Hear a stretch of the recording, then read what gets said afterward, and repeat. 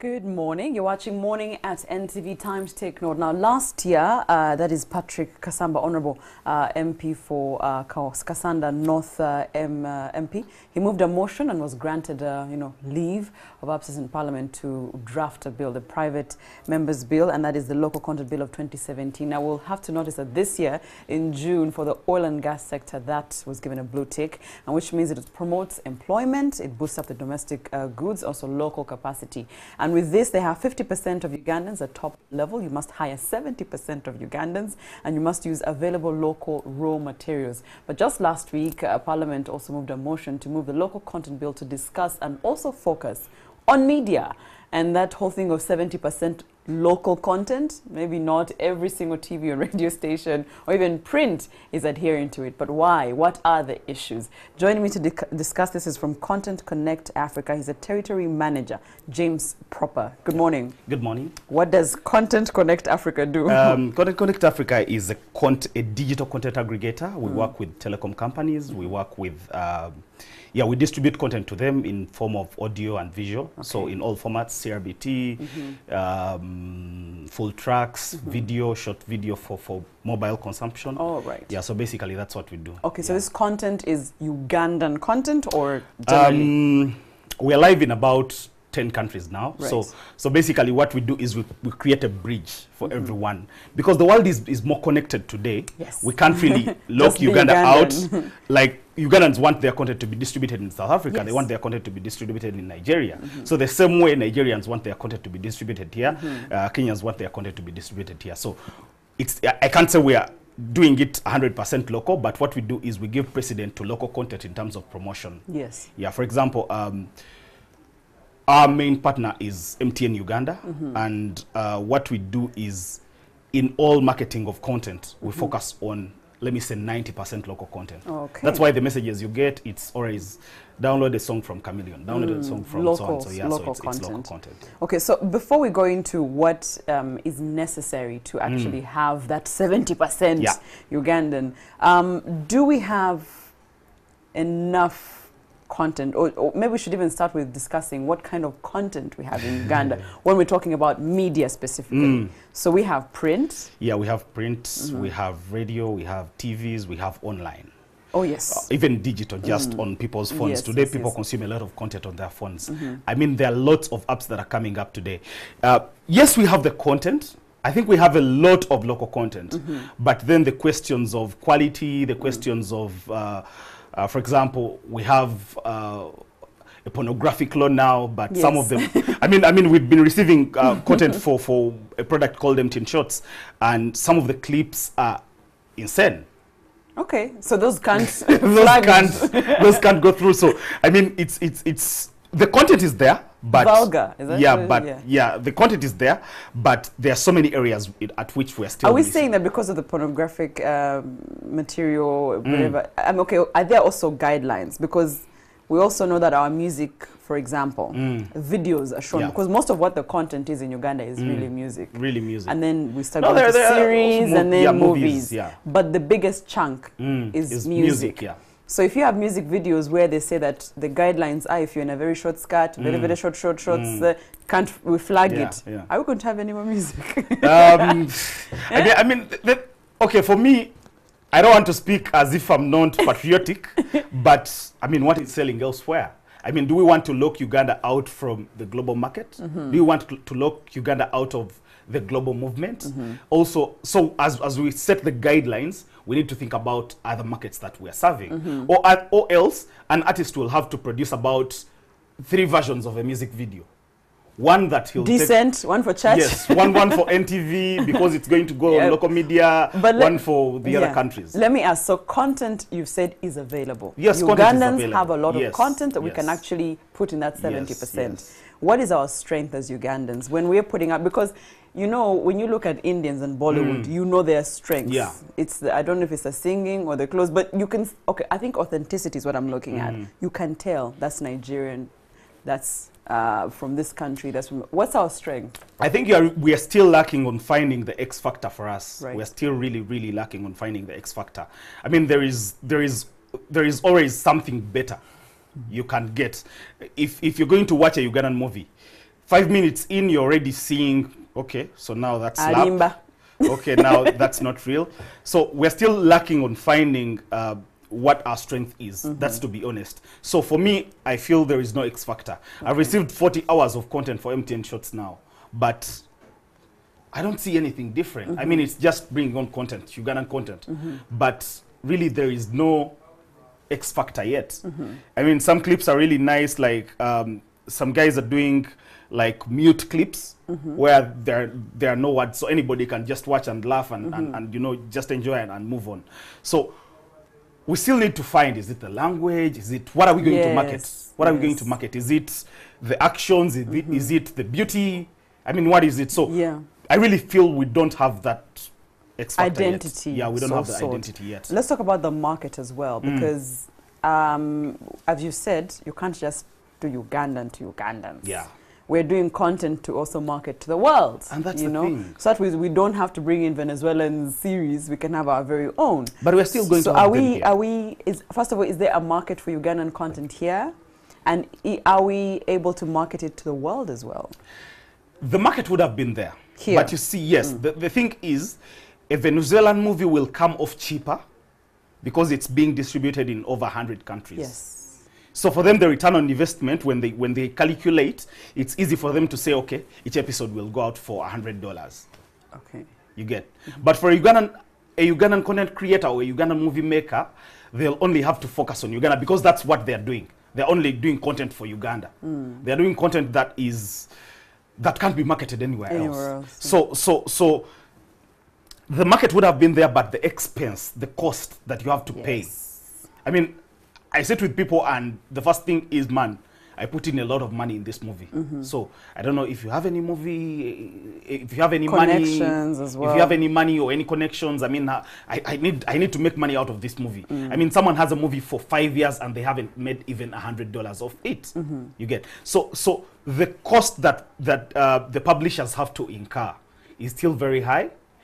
So that's why they prefer to go for the cheaper or free content. Yeah. They prefer to go for the pirated because imagine that.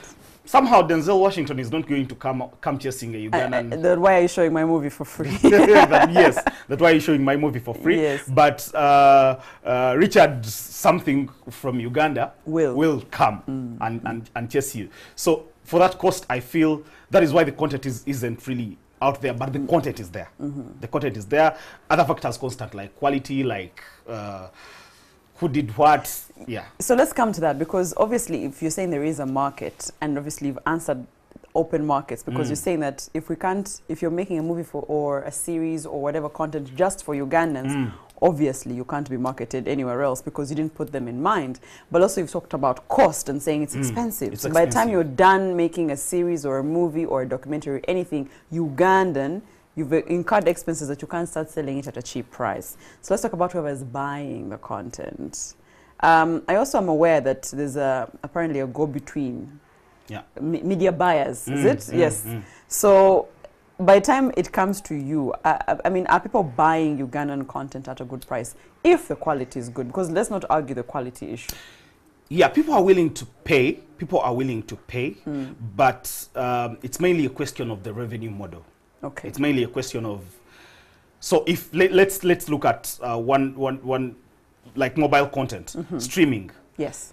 So what are you giving the people? Are you telling them to subscribe and get it and stream for free? Or are you telling them to subscribe and then use their data? So the difference is people will go to, let me say, YouTube and just pay for data and stream. Access, yeah. And access. You see, so for local content, because you want to make the best out of it, so you have to go between either making the data free or sharing with the content provider on the cost of the data and not charge them for the content. Okay. So the people are willing to pay, but the people are not willing to be, they take it as double charging. Yes. They take it as double charging. So that is why currently the telecom companies are working on a system where you stream for free and simply pay for the content. And the numbers are coming in. Oh, okay. People are really watching this content. People are really watching the comedy clips from Tata Sam. People are really watching, they're watching the series. I mean, there is a guy called Dillman. He has a series that is quite interesting. So people are watching that. Yeah. And they are really willing to pay for more. They are willing to discover. Because in the past, there weren't really platforms. It was only media and what they give you on TV or radio. It's what you go with. Yeah. You know, there is no discovery. But now we are creating new systems of discovery. And so now even the content creators don't really need to rely on one stream of income. Don't say you're making a series and if the TVs are not buying it, there's no hope. Yes, you can sell it digitally. You can sell it digitally. I mean, actually, we have a very big problem as Uganda. I mean, when we compare our content to the others, I've met about 5 people who have signed up their content to bigger African TV stations on the networks that we know, and some of them signed them for in the last 5 years, and up to today haven't aired their content. But they signed? Yeah. Those guys bought it. It's good to talk about the legal structure as well, because if we're going to talk about the local content bill where we are going to most likely get to 70% of just Ugandan material on our media, do content producers understand the legal framework? Do they know what they're signing? They don't. They don't know They what don't. they're signing. I'll be very open. They don't. Let's take a specific example, like we said, it's music. Literally, when an artist is publishing a song, there are steps you're supposed to go through. Yes. The steps release forms. Not even the release forms. What identifies your song from the rest of the songs on the global market is called an ISRC code. You get. But in Uganda, a musician releases a song and they simply send an email with one word. New tune. Title and artist. New tune, title and artist. They don't really care about the metadata. They don't really care about who wrote the song, because even the songwriters are supposed to get a loyalty from everywhere the song is being sold. Yes. And the producers. Some companies, like, I mean, we have UPRS in Uganda. I don't know what their percentage is, but for Samro, it is 7.5%, and for Kapaso, it is 8% for the songwriters and producers. But as the musicians are releasing the songs, they don't really care about these details. Yes. Because that's the legal structure of first of all, releasing the song. Yes. So after that, you have the different agreements with either digital local distributors or with international distributors that put the content on iTunes and all that stuff. And these contracts are usually time-bound, maybe 3 years, renewable or automatic renewal. But you find that an artist signs up with this person, they sign up with another one, then you find yourself clashing in the market. Yes. And then everybody is saying Ugandan artists, they are not organized. You get. Yeah. So we create a sense of people thinking that we are not organized, we are not ready, we are not prepared. I mean, so many companies want to come in. They want to do business the right way. Yes. They want to promote Ugandan content to Ugandan customers. But I mean, I was going through one of the streaming platforms and calling up artists. Some are like, nze bisibimanyiko. Others are like, nze oyo music wange bamugyeyo. Yeah. You get. So, but somewhere, somehow, they signed up a contract that they didn't really read. Yeah. They didn't really read. So, the legal structures are there. It is all set out clearly. For them, yeah. Like, even just the I don't know if you've heard about the Save Uganda Music movement. I think so which targets the likes of UPRS and Wasura, that targets even the telecom companies for distributing content, but they don't really take effort to understand what is the percentage that comes off that goes to taxes, what is the percentage that comes off that before goes to the comes, telecom whatever companies. comes to you as an artist. Yes, whatever comes to you as an artist. So that is also a problem. So we need a lot of capacity building around this. Because even if it's a series, there's distribution rights. Yes, there is. It's the same thing. It's the same thing. There is Yes. distribution rights. And are you working with an upfront payment model, or are you working with a revenue share model? You get. So they need to start understanding and differentiating the What two. that is. Even if I gave you a sign-on fee, do I accept to give you a percentage of the money that we make, or is it just leaving it out in open that I give you 10 million, then I sell your content forever and ever, and whatever comes out of it is Yeah, mine. because in this bill, they're talking about goods or services being procured exclusively from Uganda and supplied by Ugandans. Supplied by Ugandans. So, when it comes to marketing and promotion or having a good network of people who can promote Ugandan content and materials, are we not doing ourselves a disadvantage if we say only Ugandans? No, I think the law really can't. The law can't go beyond the boundaries of Uganda. You get? Yes. So it is basically saying what is distributed in Uganda. In Uganda. But the problem is the law is cutting down on the efforts the content providers, the content creators can have in making sure the content goes beyond Uganda. Yes. And that is where the market is. That is where the money is. Yeah. That is where the money is. And for me, I feel like we are being slapped on with the law, but the structures are not being made proper. Yeah. You know, like, for example, when you look at the quality of music videos that are coming out of Uganda and the quality of music videos that are coming out elsewhere, I mean, when you look at people like, I mean, one of the best videographers we have in the country, Sasha Vibes, when you look at the videos he did 6 years ago before he went to South Africa to study videography, the videos were very fake. But when you look at the videos that he did after this, the videos are high quality. I understand we have a studio that is called UNCC Records, owned by the government. I don't know if the equipment is still there. It's at National Theatre. For training? Basically for production, not really training. So I feel we're being clapped on with the law, but we are not trying to understand, okay, why is Wizkid selling in Uganda? Why are Indian movies selling in Uganda? What is lacking? What can we do to support this industry? This is an industry that lacks so much on scholars. I don't know if you've met any music scholar. Oh, no. Apart from Joel Issa, who is actually a media scholar, Yeah. not a music scholar. Yeah. So we lack research to put facts on the table. Yes. To put... Because also what research does, James, is it shows you a trend. It shows you where you came from, why this was like this, and why the trends today, and what they will mean. Exactly. For the cost. And you find the problem that the challenges that Chameleon faces are the same challenges that a video director faces in this industry, are the same challenges that an upcoming artist faces, you get. But it is all street talk. Nobody's trying to put down the figures and show the parliament that this is what is happening, this is the kind of support we need.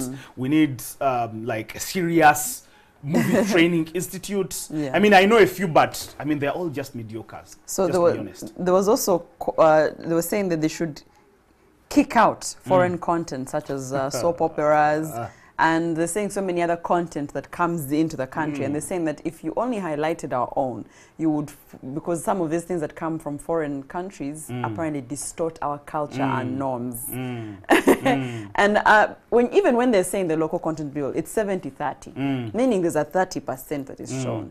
You don't want us to be comparing.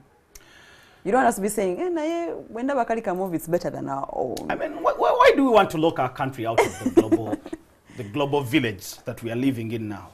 Because I mean, because we want to promote our very own and want to give jobs to our very own. We want to give jobs to our very own. But what have we put in place to make our very own shine?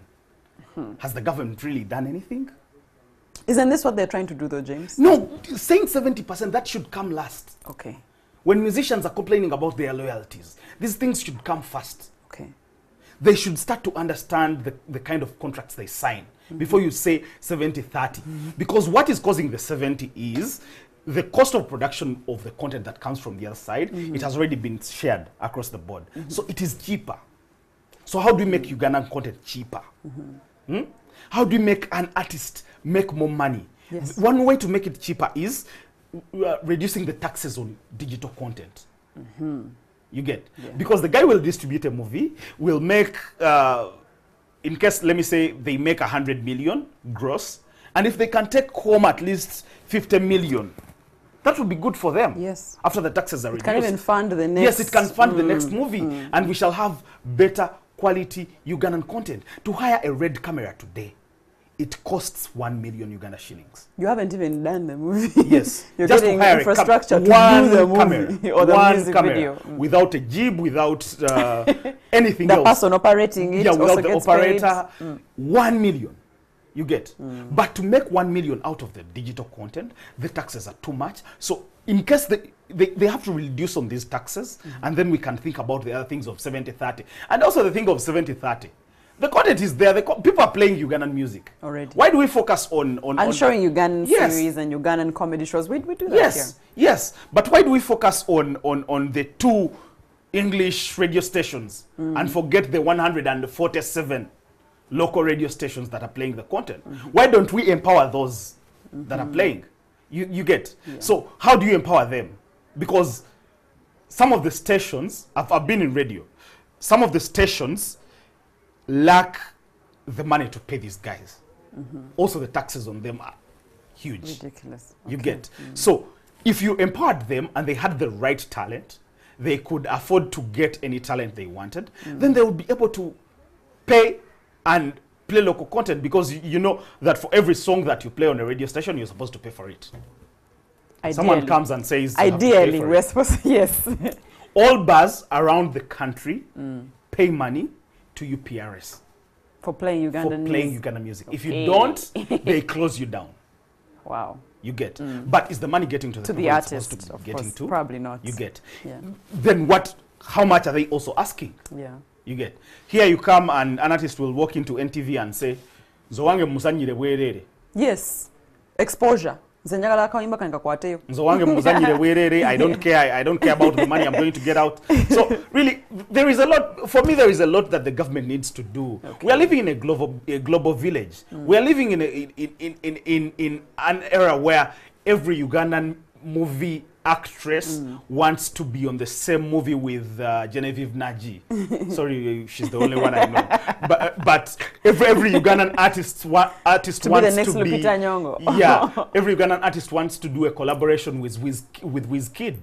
You get. So if we are living in such an environment, Open up the space. yes, open up the market. space, I hear you. make content cheaper, create ways that Ugandan artists are empowered, that Ugandan movie makers are empowered before you say 70-30. I hear you.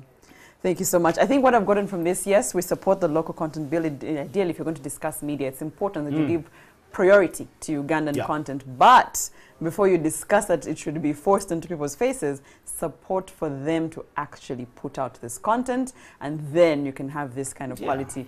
We're pressed for time, but thank you so much for watching Morning at NTV. Have a good day.